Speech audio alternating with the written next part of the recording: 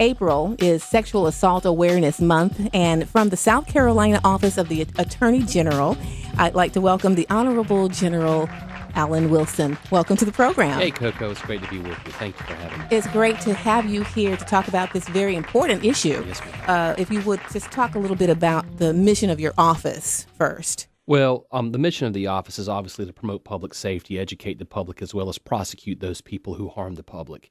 And specifically, because we're here today talking to you, I wanted to let your listeners know that April is Sexual Assault Awareness Month as well as Child Abuse Prevention Month. And so we're here today to raise awareness about these issues and to educate and inform people how they can not only protect themselves, but, what they can do if they should ever find themselves in that type of situation. Right. Now, this year's theme, talk to us about the theme this year.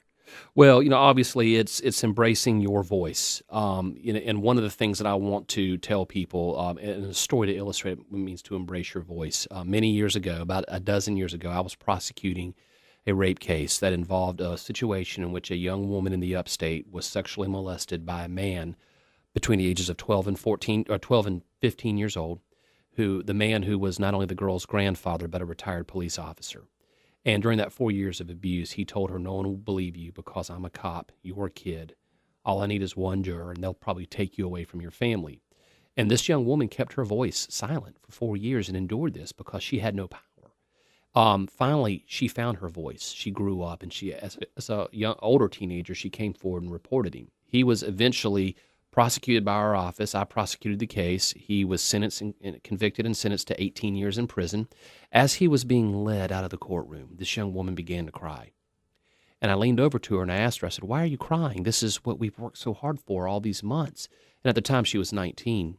She said, "Alan, I'm not crying because I'm sad. I'm crying because I'm happy, because for the first time in my life, I am not a victim, I'm a survivor."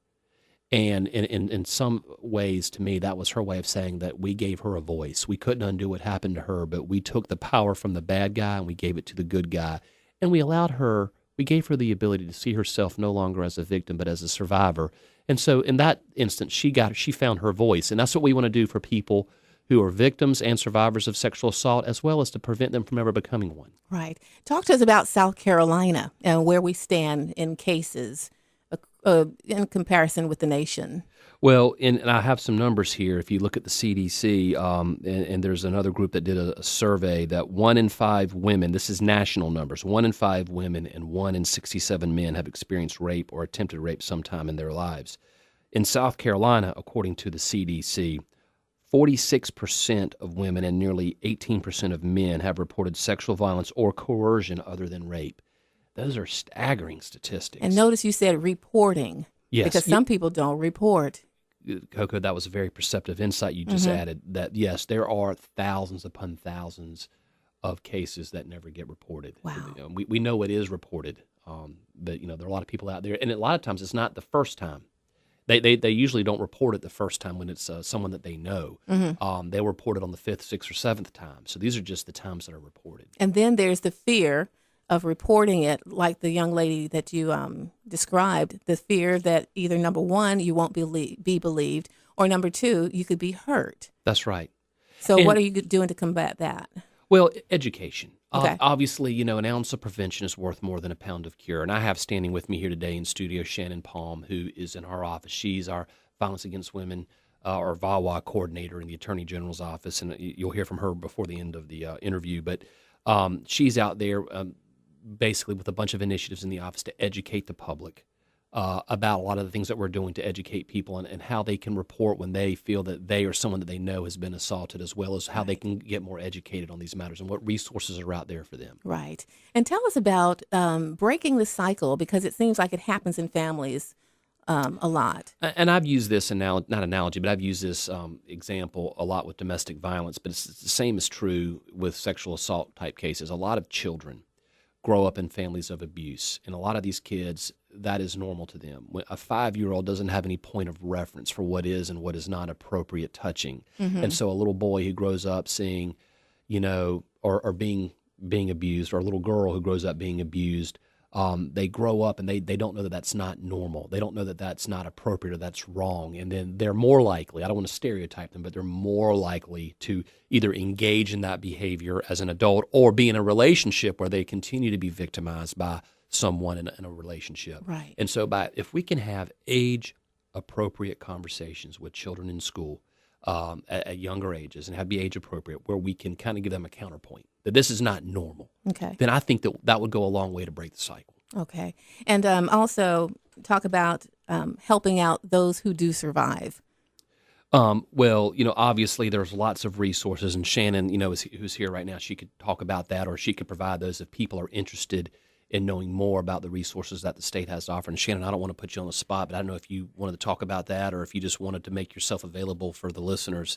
Let me do this. Let me use this as an opportunity to introduce Shannon Palm to your listeners. And Shannon, if you would provide your number, which is a resource for the people of the state. If you are listening to this and you want to know more about our resources and what we can do, Absolutely. Shannon's here. So Shannon, why don't you go in here and tell everyone? Absolutely. So there are a number of resources across the state, most of which will be having awareness events and educational events across the state for April for Sexual Assault Awareness Month.